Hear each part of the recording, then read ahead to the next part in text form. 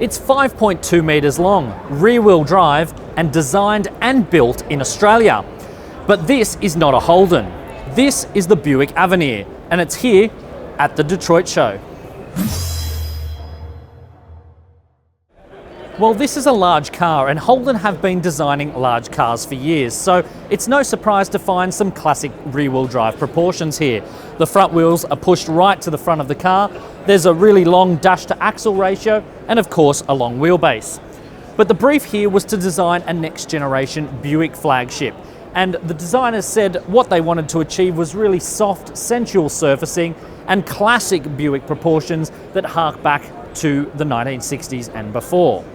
But of course, large cars are all about what's on the inside. So why don't we jump inside and speak with Chief Designer, Frank Rudolph. Frank, congratulations on the design. Thank you. Tell us a bit about the interior. Well, it's a really beautiful interior that we designed for Buick. One of the main things that you might notice first are the beautiful long sweeping lines and the sculptural surfaces. That's a real key element for Buick. It's an inviting interior. It's a new way of expressing the Buick form of luxury. And yeah, we really like it. It turned out really nice. Beautiful. It looks very clean surfacing, not a lot going on.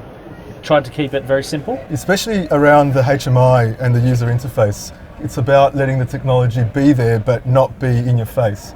So it's all sort of quiet and flowing and something that you know it's there, but you're not being confronted by a whole lot of switches, a whole lot of buttons. It's just what's necessary that's presented to you. Is it reinterpreting Buick in a way? There's a lot of different materials here that are probably not traditional luxury materials. Yeah, it is, and Buick is really open-minded to taking another look, and especially on the instrument panel where we've used a clear material with sculpture on the back surface, something that's really fresh and different and moves away from the traditional forms of decoration that we've seen on Buick.